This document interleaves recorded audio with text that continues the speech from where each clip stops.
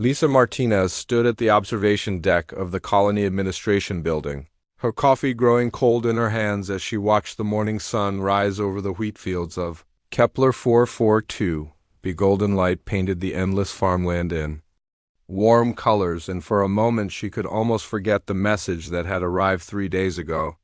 The hegemony fleet was coming, and they had made their intentions clear. Complete surrender or total destruction. She turned away from the peaceful view and walked back to her office where Jake Thompson was hunched over tactical displays, his weathered face creased with worry.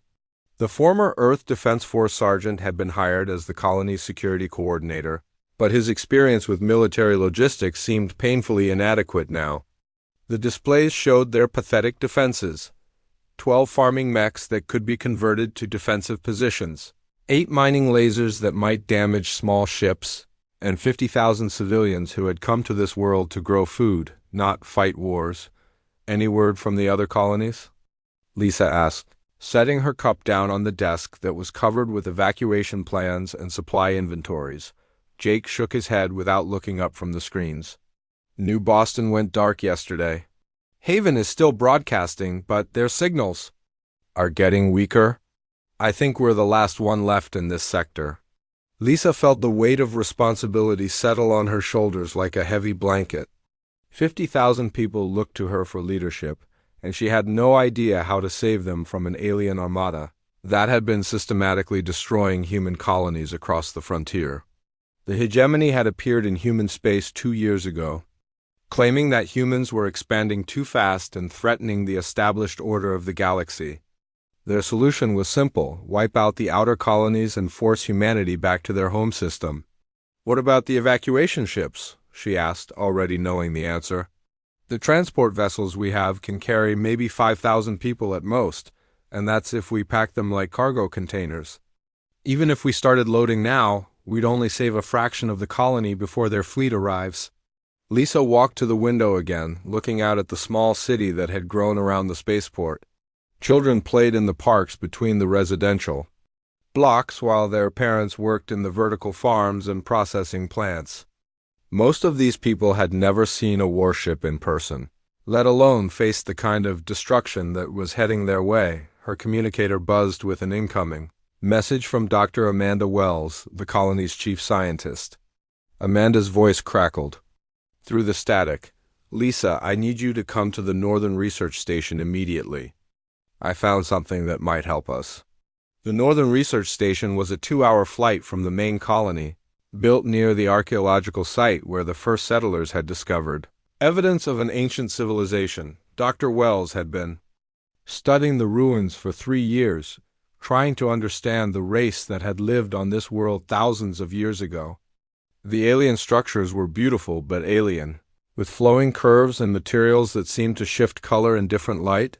Lisa found Amanda and Ryan Carter, the colony's head of communications, standing in front of a massive crystalline structure that had been excavated from the hillside.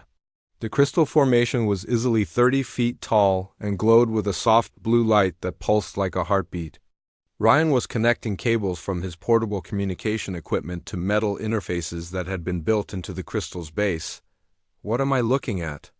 Lisa asked, stepping closer to the strange device. Amanda wiped sweat from her forehead, her eyes bright with excitement despite the circumstances. It's a communication array, but not like anything we've ever seen. The crystal formations amplify and focus subspace signals in ways that our technology can't match. The power output readings are off the charts. Ryan looked up from his equipment, his young face serious.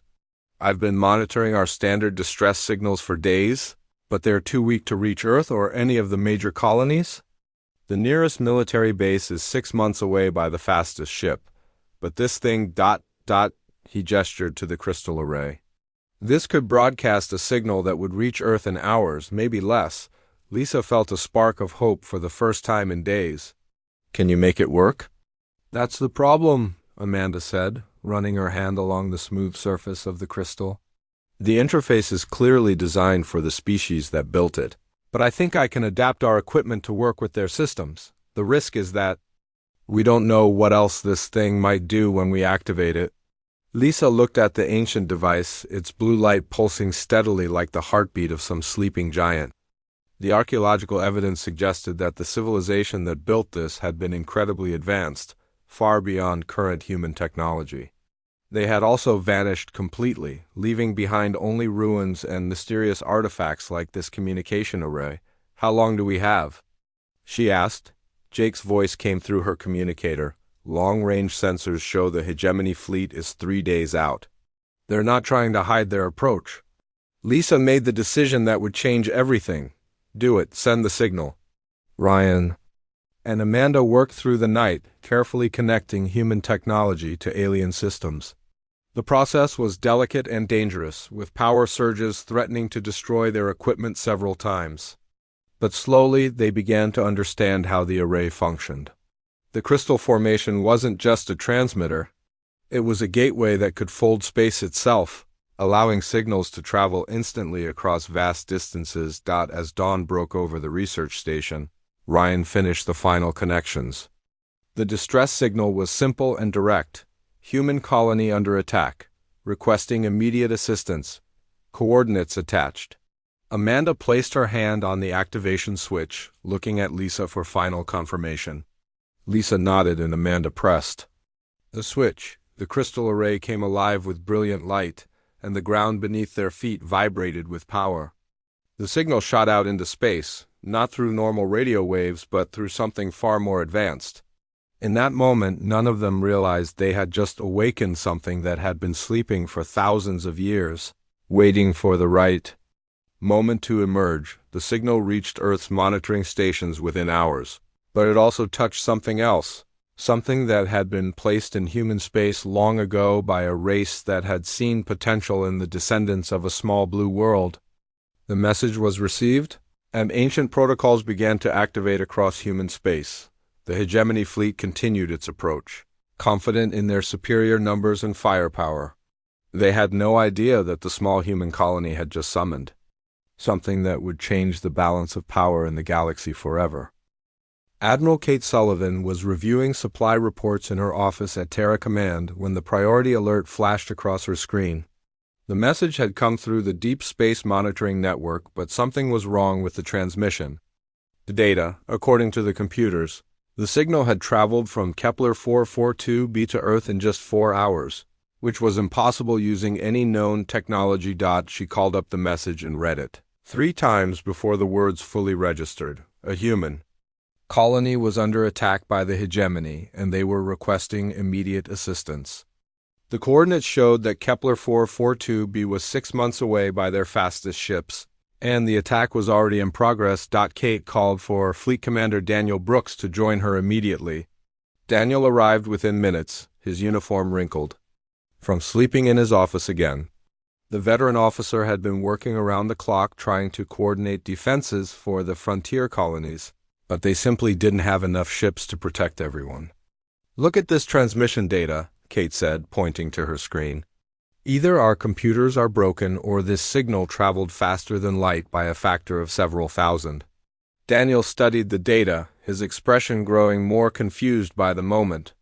"That's not possible. Even our most advanced subspace communications take weeks to travel that distance. And look at the power signature on this signal. It's off the charts." Kate pulled up a tactical display showing the location of all Earth Defense Force vessels. The closest ship to Kepler 442b was the USS Valor, a new destroyer under Captain Nicole Adams, but it was still 3 months away. The main fleet was scattered across a dozen systems, trying to protect the core worlds from hegemony raids. "We need to send what we can," Kate said, already knowing it would be too little, too late. "Contact Captain Adams and tell her to proceed to Kepler 442b at maximum speed. Send word to all ships in the outer sectors to converge on that location." Daniel nodded, but his face showed the same frustration Kate felt. By the time their ships arrived, the colony would be nothing but radioactive dust. The hegemony had perfected the art of destroying human settlements, and they never left survivors. Meanwhile, on the other side of the solar system, RETIRED Marine Colonel Steve Parker was working late in his office at the civilian contractor facility on Luna. He specialized in maintaining Earth's automated defense networks, the old systems that had been built during the early expansion period. Most people considered the work boring, but Steve found satisfaction in keeping the ancient satellites and monitoring stations running smoothly. His computer chimed with an unusual alert. Several of the oldest satellites in Earth's defense grid were showing increased power levels and unusual activity.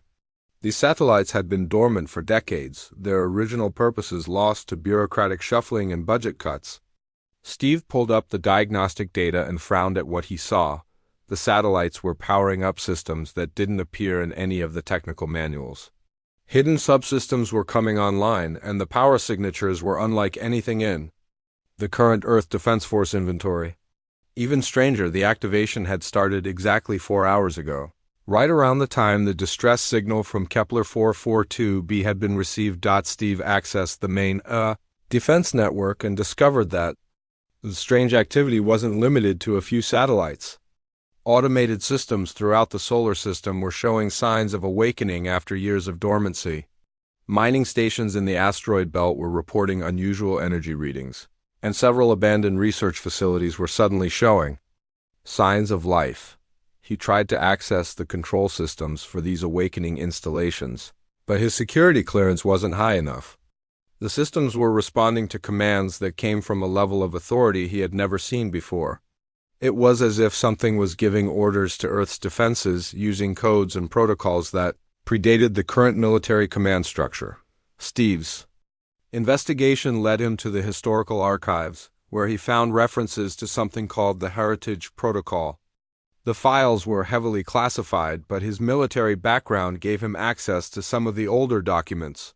What he found made no sense at first, but as he read more, a picture began to emerge. During humanity's first expansion into space, explorers had discovered evidence of an ancient civilization that had once spanned the galaxy. The aliens had vanished long before humans developed space travel, leaving behind only ruins and mysterious artifacts. Most of these discoveries had been classified and studied in secret by government scientists. The Heritage Protocol appeared to be some kind of fail-safe system that had been built into Earth's infrastructure during the early colonial period. The documentation was fragmented and confusing, but Steve began to understand that the ancient aliens had somehow prepared for humanity's expansion into space. The precursor race had recognized something in humanity that they saw as important. Earth was what the scientific community called a death world, a planet so hostile and dangerous that only the strongest and most adaptable species could survive there. The constant threats from weather, predators, disease, and natural disasters had forged humans into something unique in the galaxy. The aliens had embedded their technology throughout human space, hidden in plain sight as part of Earth's normal infrastructure. The systems had been waiting for the right trigger, the right moment to reveal themselves. The desperate signal from Kepler 442b had provided that trigger. Steve watched in amazement as more systems came online across the solar system. Shipyards that had been decommissioned years ago were suddenly showing activity.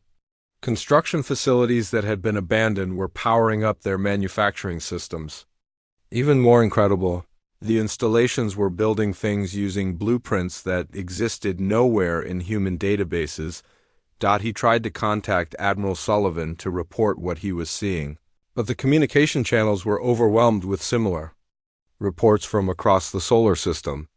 Every monitoring station, every defense platform, every automated facility was reporting the same thing. Ancient systems were awakening, and they were preparing for something big. The most incredible discovery came when Steve accessed the files from the Deep Space Monitoring Network.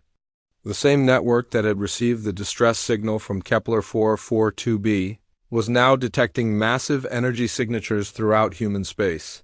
Ships were being built in locations that shouldn't have shipyards, using technology that shouldn't exist, whatever the precursor race had left behind. It was finally revealing its true purpose. The SOS from a small farming colony had awakened something that had been sleeping for thousands of years, and Steve had the feeling that the galaxy was about to see what humanity was truly capable of when they fought to protect their own. Captain Nicole Adams was sleeping in her quarters aboard the USS Valor when the ship's emergency alarm woke her up. She rolled out of bed and reached for her uniform, expecting to hear about another system malfunction or minor crisis. The Valor was one of Earth's newest destroyers, but like all military vessels, it had its share of problems. The alarm stopped suddenly, and Nicole felt something strange happen to the ship. The usual vibration from the engines changed, becoming deeper and more powerful. The lights flickered once, then became brighter than she had ever seen them.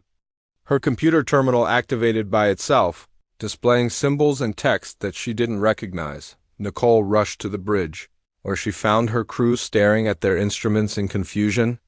Lieutenant Commander Paul Martinez, her second in command, looked up as she entered.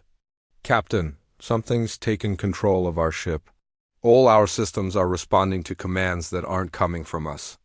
The main display showed their current course, but it was different from what Nicole had ordered the night before. Instead of patrolling the trade routes near Saturn, they were heading toward the outer system at maximum speed.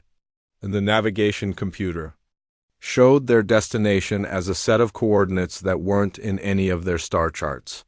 "Communications, get me Terra Command," Nicole ordered. The communications officer, Ensign Lavra Kim, shook her head. "I can't access our normal channels, Captain. The system is broadcasting on frequencies I've never seen before. It's like the ship is talking to something, but I can't understand what it's saying." Nicole watched as her ship continued to accelerate beyond its normal capabilities. The engines were running at power levels that should have been impossible, but all the safety systems showed green across the board.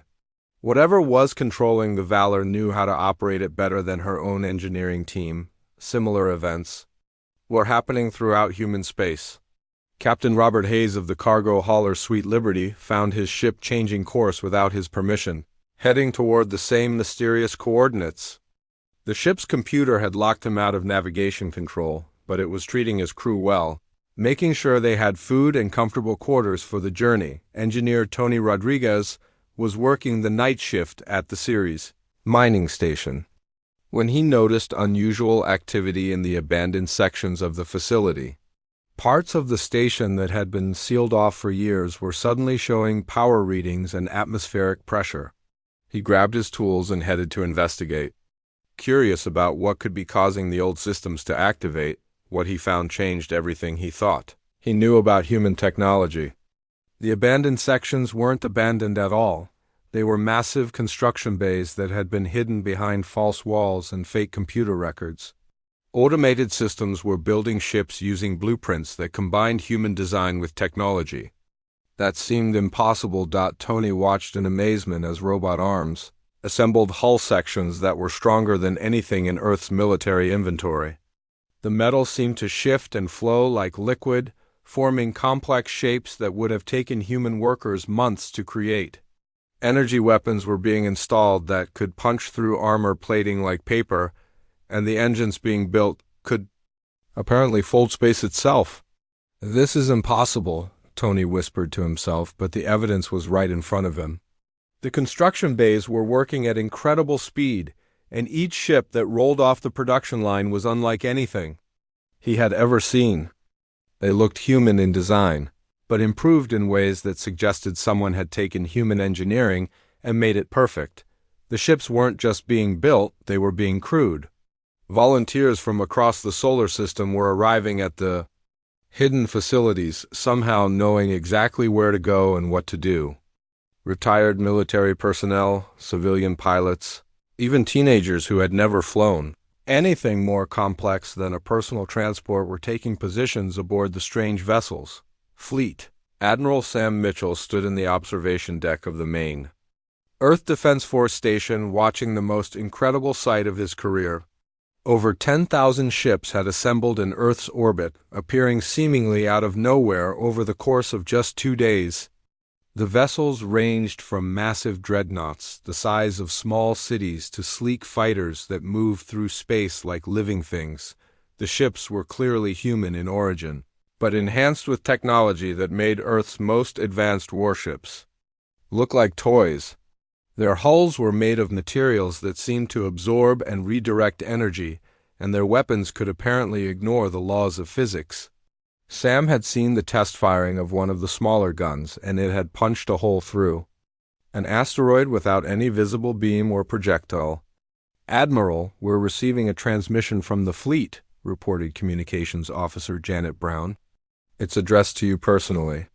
The main screen activated, showing the image of a woman Sam didn't recognize. She was wearing an Earth Defense Force uniform, but with insignia that he had never seen before. Her name tag read Fleet Commander Sarah Davis, but there was no Sarah Davis in the military database. "Admiral Mitchell, I am Fleet Commander Davis of the Heritage Fleet. We are ready to depart for Kepler 442b to assist the colony under attack.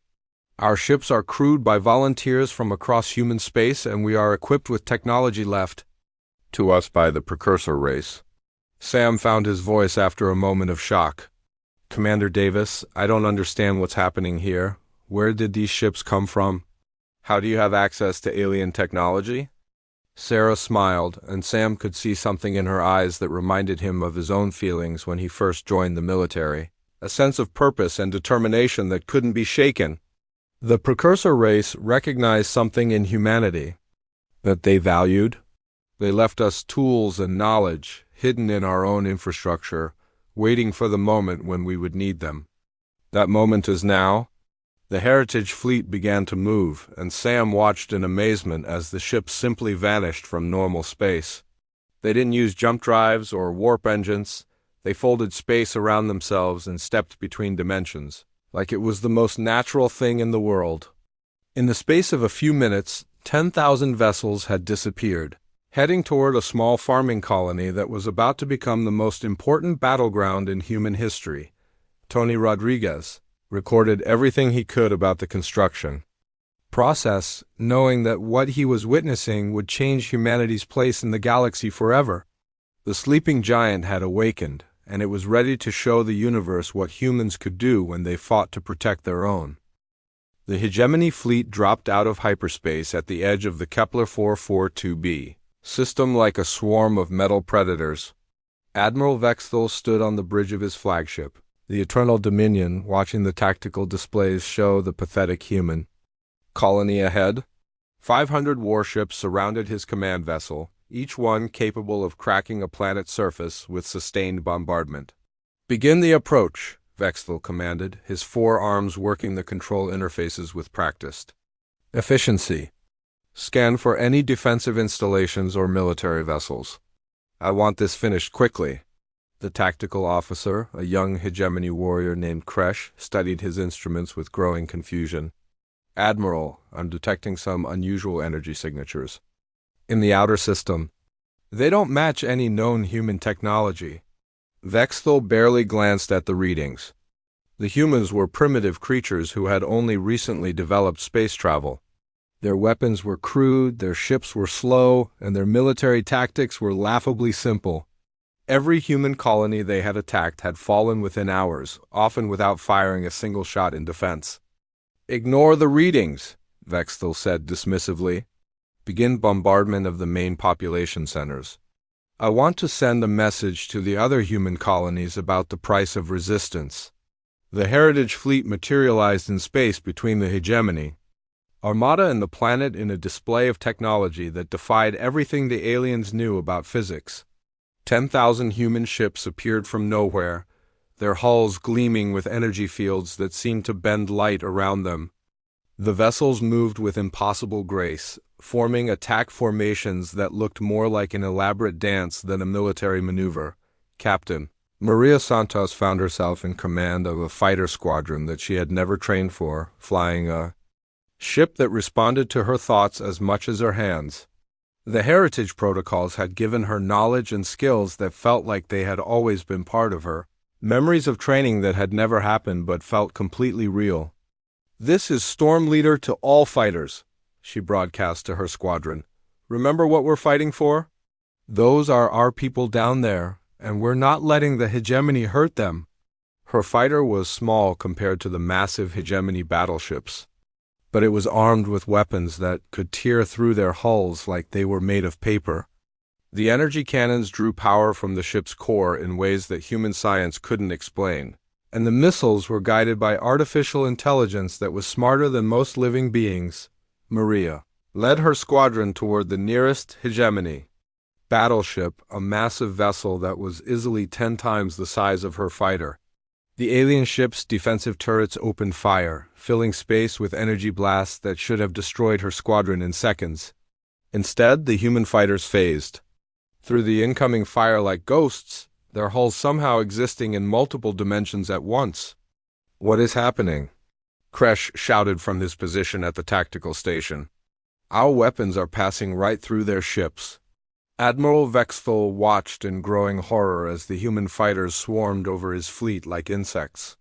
The small vessels were cutting through his battleships with precision that suggested they knew exactly where to strike for maximum damage. Hull sections that had been designed to withstand planet-killer weapons were being sliced apart by human energy beams. "All ships, concentrate fire on the human fleet," Vexthal ordered. "Use the planet crackers if necessary. I want those ships destroyed." The hegemony fleet unleashed its full firepower, weapons that could destroy entire worlds focusing on the human vessels. The space around Kepler 442b lit up with energy discharges that should have vaporized anything in their path. But the human ships simply absorbed the incoming fire, their hulls glowing brighter as they converted the attack energy into power for their own weapons. Down on the planet's surface, Lisa Martinez and her colonists watched the battle unfold through the observation windows of the emergency shelters. The sky was filled with streaks of light and explosions that lit up the darkness like fireworks. Jake Thompson stood beside her, his military training helping him understand what they were witnessing. "Those are our ships up there?" he said with wonder in his voice. "I don't know how, but Earth sent a fleet to save us." Dr. Amanda Wells was recording everything with her scientific instruments, trying to understand the technology that was being displayed above them. The energy readings were beyond anything in human science, but the ships were clearly of human design. Somehow, in just a few days, humanity had developed weapons and defenses that made them superior to an alien race that had been conquering the galaxy for centuries. The Heritage Fleet began its systematic destruction of the hegemony Armada with efficiency that terrified the alien crews. The human ships didn't just fight. They dismantled their enemies with surgical precision, targeting specific systems to disable rather than destroy. It was as if they wanted to capture the alien vessels intact rather than simply blow them up. Ken.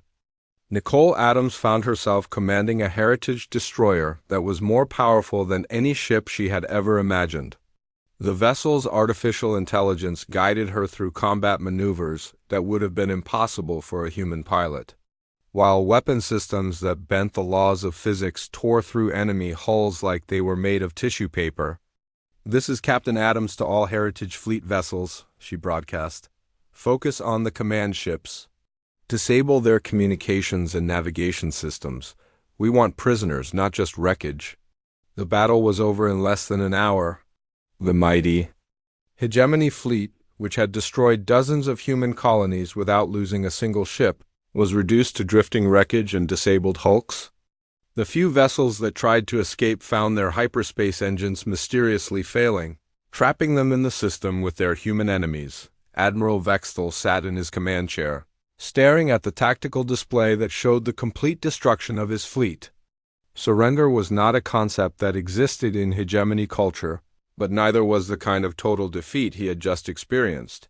The humans had not just beaten them, they had made it look easy. Ryan Carter, still serving as communications officer for the colony, received a transmission from the Heritage Fleet. The message was simple and direct: colony safe.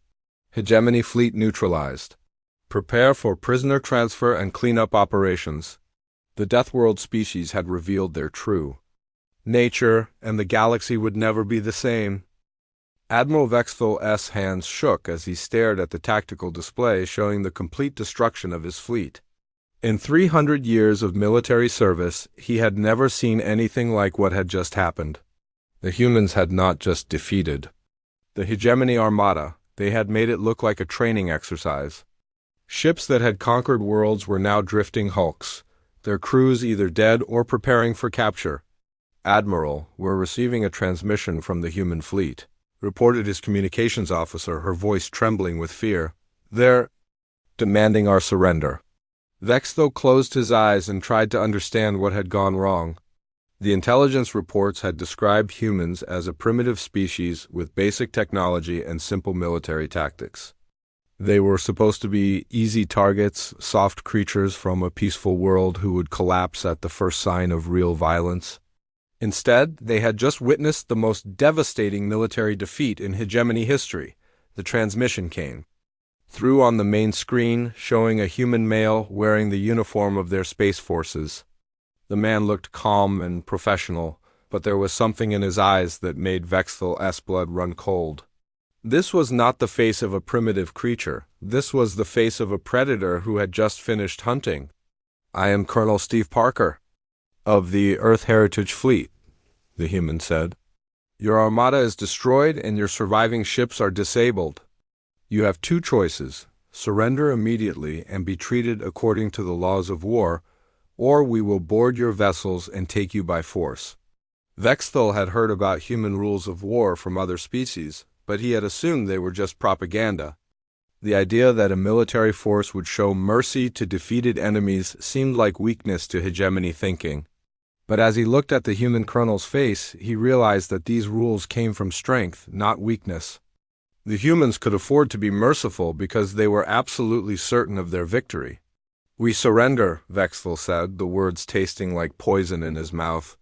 "But I demand to know how you acquired such technology."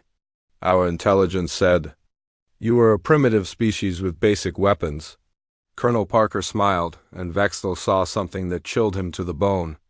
It was the smile of a creature that had been holding back its true nature and had finally been given permission to show what it was really capable of.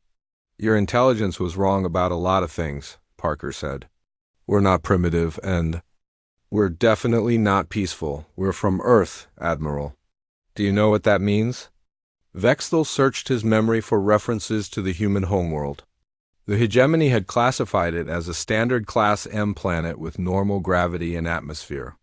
There had been nothing in the reports to suggest it was anything special. "Earth is what we call a death world," Parker continued. "Everything on our planet is designed to kill us. The weather, the animals, the plants, even the ground itself. We evolved in an environment where only the strongest and smartest survived. We've been fighting for our lives since we first learned to walk." The human colonel activated a holographic display that showed images of Earth's surface. Vexthel stared in horror at scenes of massive storms that could destroy cities, predators that hunted in packs, and natural disasters that happened with regular frequency. The humans had not just survived on this nightmare world, they had thrived on it. "The precursor race that left us this technology understood what we were," Parker said. "They had been looking for a species that could protect the galaxy from threats like the hegemony. They found us, and they decided we were worth investing in." Ryan Carter was monitoring the communications from the colony's control center, recording everything for the historical archives.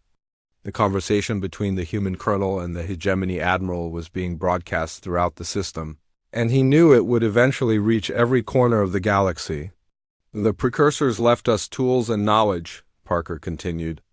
"But they also left us something more important, a purpose.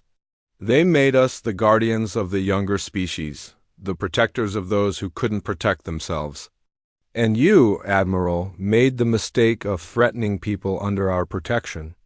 Vexthel felt something he had never experienced before in his long military career, genuine fear.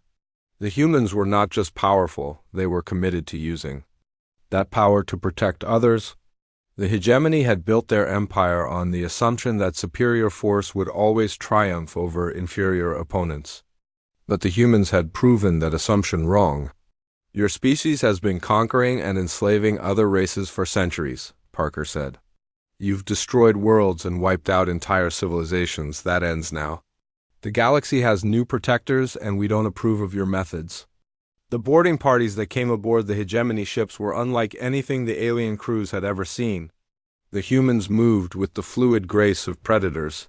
their equipment allowing them to phase through solid matter and ignore most conventional weapons. They were professional and efficient, treating their prisoners with a courtesy that the hegemony had never shown their own captives. Dr. Amanda Wells was analyzing the data from the battle, trying to understand the full scope of what had happened. The Heritage Fleet had not just won a military victory, they had demonstrated technology that would reshape the balance of power in the galaxy. The Precursor race had given humanity tools that made them superior to any known species. The interesting thing, she explained to Lisa Martinez, is that the technology seems to be designed specifically for humans. It responds to our neural patterns, our emotional states, our way of thinking. It's like the precursors studied us for years before they decided to give us these gifts. Lisa watched as the Heritage Fleet began rescue operations, bringing medical supplies and technical assistance to the colony. The same ships that had just destroyed a massive alien armada were now helping to repair damaged infrastructure and tend to the wounded. It was the perfect example of what made humans different from species like the hegemony. They're not just warriors, Lisa said, watching the human crews work. They're protectors. They fight because they have to, not because they want to. The news of the battle spread throughout the galaxy faster than anyone expected. Species that had been hiding from the hegemony for centuries suddenly found hope. The humans had proven that the galactic bullies could be defeated, and more importantly, they had shown that there were still species in the universe who would stand up for the innocent. Admiral Vexville was transferred to a Heritage Fleet prison ship, where he would spend the rest of his life thinking about the day his species learned that humans were not the weak primitives they had assumed. The galaxy had new guardians, and they were absolutely unstoppable when they fought to protect their own. The hegemony survivors who escaped the battle at Kepler 442b carried news of their defeat to every corner of the galaxy. The story grew with each telling, but the core facts remained the same. A human colony had called for help, and Earth had responded with a fleet that destroyed 500 hegemony warships without losing a single vessel. The impossible had happened, and the galaxy would never be the same. Admiral Kate Sullivan stood in the communications center at Terra Command, watching as reports flooded in from across human space. The Heritage Fleet had not disbanded after the battle. Instead, it had split into smaller groups and begun patrolling the frontier colonies. Every human settlement now had protectors watching over them, ships that could appear from nowhere if danger threatened. "Admiral, we're receiving a transmission from the Galactic Council," reported Communications Officer Janet Brown. "They're requesting an immediate meeting with Earth's leadership." Kate smiled as she read the message. The Galactic Council had ignored humanity for decades, treating them as an insignificant species that posed no threat to the established order. Now they wanted to talk, which meant they were scared. The destruction of the hegemony fleet had sent shockwaves through every major civilization in the galaxy. "Tell them we'll consider their request," Kate replied. "But make it clear that we're busy protecting our colonies right now. They can wait until we're ready to talk." On Kepler 442b, life was slowly returning to normal. The Heritage Fleet had left a small patrol group in orbit, sleek ships that moved through space like living things. Lisa Martinez walked through the wheat fields that had almost been turned to ash, watching the golden grain wave in the morning breeze. The colonists were back to their daily routines, but everyone knew that everything had changed. Dr. Amanda Wells had been studying the precursor technology. With a team of scientists from the Heritage Fleet, the ancient race had left behind more than just weapons and ships. They had given humanity a complete understanding of galactic politics and the threats that lurked in the darkness between stars. The hegemony was just one of many predator species that preyed on younger civilizations. The precursors faced the same enemies we're dealing with now. Amanda explained to Lisa as they walked through the research station. They tried to fight them alone and failed. But they learned something important. The key to survival isn't just having powerful weapons, it's having the will to use them to protect others. The Heritage Fleet had established patrol routes throughout human space, but their presence was felt far beyond the boundaries of Earth's colonies. trade ships from a dozen species had started requesting human escorts for their cargo runs. Peaceful worlds that had lived in fear of raiders and pirates suddenly found themselves under the protection of the Deathworlder Armada. Captain Maria Santos commanded one of the patrol squadrons, her fighters moving through space in formations that had been designed by the precursor race. Her ships could detect threats from light years away and respond faster than any conventional fleet. The job was more than just military patrol. It was about showing the galaxy that someone still cared about protecting the innocent. "This is Santos to merchant vessel Golden Star," she transmitted to a cargo ship that was carrying medical supplies to a plague-stricken world. "We'll escort you through the Vega system. There have been reports of hegemony raiders in that area." The alien captain's voice came back filled with gratitude. "Thank you, Captain Santos. We've heard about what you humans did at Kepler 442b. The whole galaxy is talking about it." Maria smiled as she watched her fighters take position around the cargo ship. The Heritage Fleet wasn't just about showing force, it was about proving that strength could be used to help others instead of enslaving them. Every successful escort mission, every colony saved from raiders, every peaceful trade route protected was a message to the galaxy about what humanity stood for. Colonel Steve Parker had been assigned to command one of the new Heritage Fleet bases being built throughout human space. The installations weren't just military outposts, they were centers of learning, where humans could study precursor technology and share their knowledge with other species. The ancient race had believed in cooperation and mutual protection, values that humanity had embraced. "The precursors made one mistake," Steve explained to a group of young officers during a training session. "They tried to carry the burden of protecting the galaxy by themselves. We're not going to make the same error. We're going to teach other species how to defend themselves and work together." The hegemony had retreated to their core worlds, licking their wounds and trying to understand what had happened to their unstoppable war machine. Reports from their spies indicated that other predator species were also pulling back, afraid of drawing the attention of the human fleet. For the first time in centuries, the galaxy was experiencing something it had almost forgotten: peace. Ryan Carter had been promoted to head of interstellar communications for the colony, and his job now involved coordinating with Heritage Fleet patrols across dozens of star systems. The communication array that had started everything was still active, its crystal formations pulsing with the steady rhythm of a galactic heartbeat. But now it was part of a network that connected every human world and many alien ones as well. The signal we sent that day did more than just call for help, Ryan told a group of visiting journalists. It awakened something that had been sleeping for thousands of years.